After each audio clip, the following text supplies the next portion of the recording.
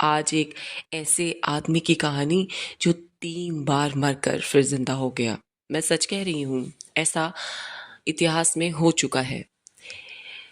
Rice मालकिन एमा Eli काइसे उम्र 55 से 60 के बीच में अपने बड़े से मकान में 4 नौकरों के साथ रहती थी। उनकी एक नौकर का नाम था एलिजाबेथ हैरिस, जो उनकी कुक थी। इसी का भाई था जॉन हेनरी ली, और इसके साथ 2 और नौकर रहते थे। ये एक घटना ब्रिटेन में 1884 में हुई थी। घटना एमा के यहाँ काम करने वाले कई सारे लोगों के साथ हुई, लेकिन उसका आज तक पता नहीं चला कि किसने इस घटना को अंजाम दिया था। जॉन हेनरी ली एमा के यहाँ काम करने से पहले जहाँ काम करता था, वहां भी उस पर चोरी का आरोप लग चुका था। वो 1880 में जेल जा चुका था और 1884 में जेल से वापस आया।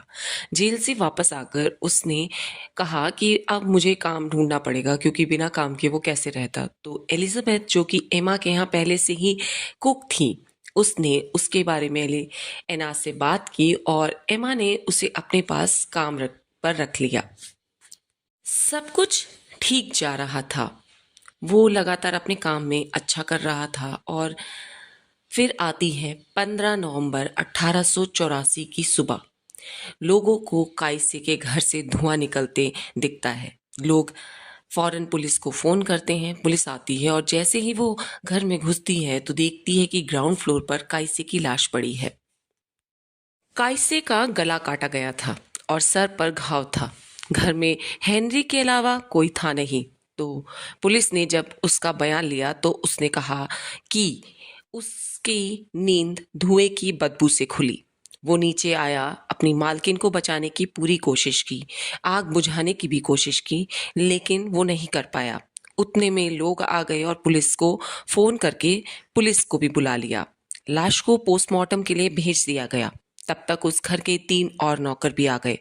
उनसे पूछताछ हुई तो पता चला कि पिछली रात वो तीनों घर पर नहीं थे। घर में सिर्फ जॉन ली था। पुलिस की नजर जॉन ली के हाथों पर पड़ी, जो कटा हुआ था, एक गहरा निशान। जब पुलिस ने उससे पूछा कि ये हुआ कैसे, तो उसने कहा कि कमरे में घुसने के लिए उसने एक खिड़की तोड़ी थी, जिसका कांच उसकी कलाई में लग गया और चोट आ गई। लेकिन पुलिस को ये सब हजम नहीं हो रहा था, शक पैदा कर रहा था। घर में फोर्सफुली घुसने के कोई निशान नहीं थे। ली पर पुलिस को पूरा शक हो रहा था। पुलिस को लगा कि ली ने खून किया है और सारे सबूत उसकी तरफ इशारा भी कर रहे थे। अगले दिन यानी 16 नवंबर 1884 को पुलिस ने ली को गिरफ्तार कर लिया, अपनी मालकिन एमा एली काइसे के मर्डर के इल्जाम में। उस जमाने में एक कानून था, अगर किसी पर कोई किसी तरह का भी इल्जाम लगा हो तो उस अपराधी को खुद को डिफेंड करने का कोई मौका नहीं मिलता था। आज की तरह नहीं कि आप अपने पक्ष में सबूत पेश करें। पुलिस मुकदमे की तैयारी करती है और पहला ट्रायल शुरू होता है 1 फरवरी 1885 को। ये मुकदमा सिर्फ 4 दिन चलता है। गवाहों के बयान और सबूतों के मद्देनजर जॉन ली गुनहगार साबित हो जाता है। सभी बयानों में एक बयान ने अदालत का पूरा ध्यान खींचा। वो बयान था खुद ली की बहन एलिजाबेथ हैरिस का। उसने जज के सामने कहा कि एक दिन उसने अपने भाई जॉन ली को ये कहते सुना था कि वो एक दिन अपनी मालकिन का खून कर देगा। वो ऐसा क्यों कहता है, जज उसकी बहन से पूछते हैं। तो एलिजाबेथ ने बताया कि काइसे ने उसकी सैलरी में से पैसे काट लिए थे और उसकी सैलरी कम कर दी थी। पुलिस और अदालत को यह बयान और घर में जॉन ली का अकेले पाया जाना, मौकाए वारदात पे सारे सबूत जॉन ली के खिलाफ होना, फैसला 4 दिनों में ही आ जाता है। जॉन ली को सजाए मौत दी जाती है। लेकिन एक हैरान करने वाली बात थी कि जॉन ली आखिर तक अपना जुर्म नहीं कबूलता। उस समय इंग्लैंड में फांसी से ही सजाए मौत दी जाती थी। उस समय जॉन ली चाहकर भी बेगुनाह साबित नहीं कर सकता था। ना तो उस दौर में फिंगरप्रिंट एक्सपर्ट होते थे और ना ही फॉरेंसिक। एक बात जो जॉन ली जज के सामने लगातार कह रहा था वो था कि मेरा गॉड जानता है कि मैंने क्या किया है। मुझे मेरे गॉड पर पूरा भरोसा है। मैं बेकसूर हूँ। 1935 में पहली बार फॉरेंसिक लैब बनी। 1902 में पहली बार फिंगरप्रिंट्स की टेक्निक इजाद हुई। तो जॉन ली आप कैसे खुद को बेगुनाह साबित करें? ये बहुत ही मुश्किल काम था उसके लिए।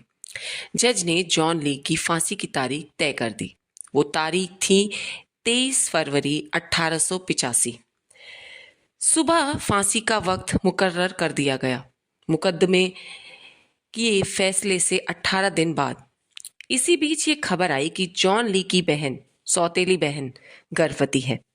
उस जमाने में इस तरह बिना शादी के मां बनना बहुत ही बुरा समझा जाता था इंग्लैंड की सोसाइटी में। और उसकी बहन की उम्र भी इतनी कम थी कि ये बात वहां की सोसाइटी में हजम कर पाना बहुत ही मुश्किल था। अब आप सोच रहे होंगे कि एलिजाबेथ के प्रेग्नेंट होने से इस केस का क्या ताल्लुक, और एलिजाबेथ के बच्चे का बाप कौन है? तो जब इस पूरे मामले की जांच की गई तो पता चला कि जिसने जॉन ली का केस लड़ा उसका वही वकील, वही शख्स एलिजाबेथ के बच्चे का बाप था। उस वकील का एलिजाबेथ के घर आना जाना था और इसे उसके साथ संबंधों से जोड़ा जा रहा था। बात यह भी थी कि जिस रात खून हुआ यानी 15 नवंबर, उससे एक रात पहले 14 नवंबर को भी वो वकील काइसे के घर आया था। सभी कड़ियां आपस में जुड़ रही थीं। एक शख्स जिनका जॉन ली की सौतेली बहन से रिश्ता था, वो शख्स जॉन ली का केस लड़ता है और फिर जॉन ली को फांसी की सजा हो जाती है। क्या इस खून में उस वकील का हाथ हो सकता है? उस वकील का नाम टेम्पलर था। वैसे पुलिस ने कभी इस एंगल को ध्यान में रख के जांच नहीं की थी। फांसी का दिन आ गया और फांसी की तैयारियां होने लगी। उस वक्त पूरे इंग्लैंड में एक जल्लाद था जो बहुत ही मशहूर था, जिसका नाम था जेम्स बेरी। उसने इंग्लैंड में कईयों को फांसी के तख्ते पर चढ़ाया था, लीवर खींचा था और फांसी दे दी थी। जेम्स बेरी को अपने पेशे का माहिर माना जाता था। जॉन ली की फांसी का काम जेम्स बेरी को ही सौंपा गया। हर फांसी से पहले एक ट्रायल होता है। फरवरी की सुबह सब कुछ तय कार्यक्रम के हिसाब से सेट किया गया। फांसी घर में जॉन ली को लाया गया, उसके मुंह पर काला कपड़ा डाला गया, उसके हाथ पैर बांध दिए गए और फांसी का फंदा उसके गले में डाल दिया गया। वो सब वैसा ही हुआ जैसे अपने इंडिया में फांसी दी जाती है। वैसे ही अब जज का इशारा हुआ। जेम्स बेरी ने लीवर खींचा।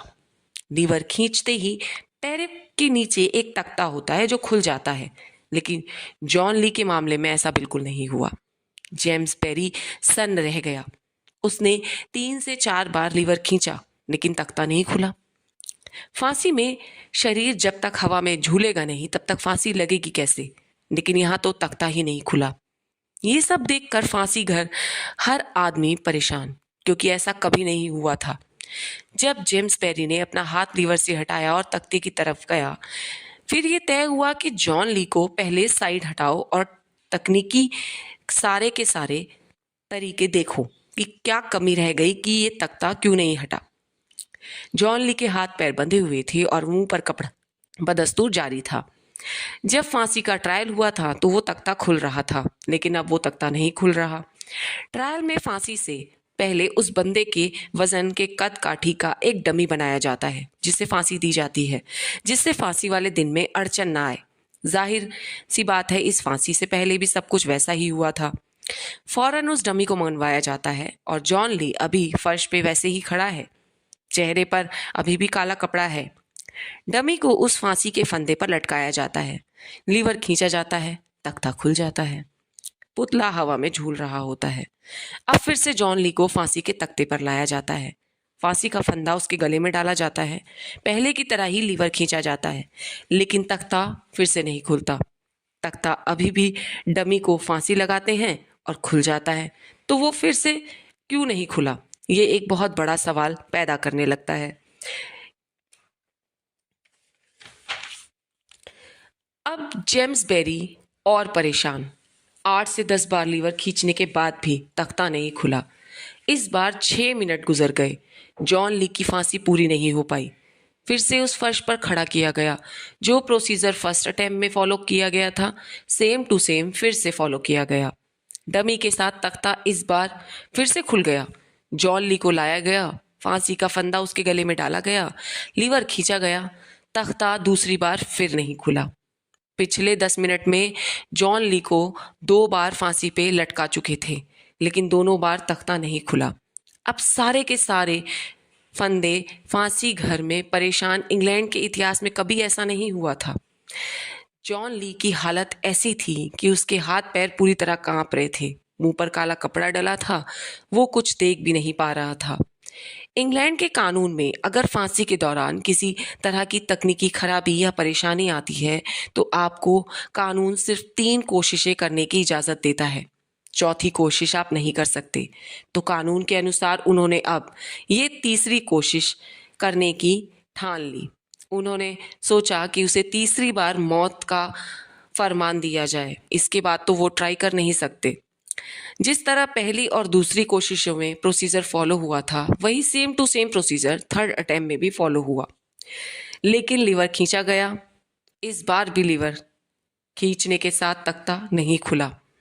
ये 15वां मिनट था जब जॉन ली को 3 बार फांसी दी जा चुकी थी। इंग्लैंड के कानून के हिसाब से जॉन ली को अब चौथी बार फांसी नहीं दे सकते थे। चौथी बार का मतलब कानून का उल्लंघन। जॉन ली को अब आज़ाद कर दिया गया। इस सब घटनाक्रम से वो हैरान और परेशान वहाँ पर खड़ा सब सोच ही रहा था। जिस सेल से वो आया था उसे वापस वहीं भेज दिया गया। उसे अब तक ये सब समझ में आ गया था कि क्या हुआ, क्योंकि फांसी घर में कोई बात नहीं करता, सिर्फ इशारों में ही बातें होती हैं। उसे बताया जाता है कि वो 3 बार मौत के मुंह में जाकर वापस आ चुका है। उसके बाद सारी जांच होती है। जेम्स बेरी की साख पर भी बट्टा लगता है। इतना कामयाब जल्लाद था वो इंग्लैंड का। सबसे बड़ी बात की इस फांसी में एक भी फॉल्ट नहीं मिला। सबसे ज़्यादा जो इस फांसी में हैरान करने वाला हिस्सा है वो ये कि तीनों बार जब डमी तख्ते पर था तो तख्ता खुल गया, लेकिन वहीं जॉन ली के टाइम तख्ता नहीं खुला। कोई फॉल्ट नहीं मिला तो जेम्स पेरी को ये नाकामयाबी इतनी बुरी लगी कि उसने अपने पद से ही इस्तीफा दे दिया और उस रस्सी को जिससे जॉन ली को फांसी दी गई थी वो अपने साथ यादगार के तौर पर ले गया। कुछ दिनों बाद उस रस्सी की नीलामी भी हुई, उसे नीलाम भी कर दिया गया। इधर जॉन ली वापस जेल जा चुका था। सारी बातें जब फैल गई तब इस बात पर बहस छिड़ गई कि एक आदमी को एक ही बार मारा जा सकता है, जबकि जॉन ली को 3 बार मारा गया था। अब क्या किया जाए? तब ये मामला इंग्लैंड की क्वीन विक्टोरिया के पास गया। क्वीन ने जॉन ली की फांसी उम्र कैद में बदल दी। 8 दिसंबर 1907 को 53 साल की उम्र में उसकी कैद खत्म हुई। 23 साल बाद वो एग्जीकेटर जेल से रिहा हुआ। जेल से रिहा होकर वो एक मशहूर हस्ती बन चुका था। उसकी कहानी हर किसी की जबान पर थी। कुछ सालों अच्छे फिर गुमनामी के कुछ साल इंग्लैंड में बिताने के बाद जॉन ली वहां से गायब हो गया। जॉन ली पर एक किताब भी आई जिसका नाम था the man they could not hang. काफ़ी खोजबीन जब रिपोर्टर्स ने की, मीडिया चैनलों ने की, तब पता चला कि जॉन ली अमेरिका के किसी राज्य में रह रहा है और वहीं पर उसकी एक कब्र भी मिली। कब्र पर जेम्स ली नाम था। तब लोगों को पता चला कि ये वही जॉन ली है जिसे 3 बार मारा गया था, फिर भी वो नहीं मरा। Thank you friends. अगर आपको मेरा ये चैनल पसंद आया और मेरा ये कहानियाँ सुनाने का अंदाज पसंद आए तो मुझे लाइक, शेयर और सब्सक्राइब मेरे चैनल को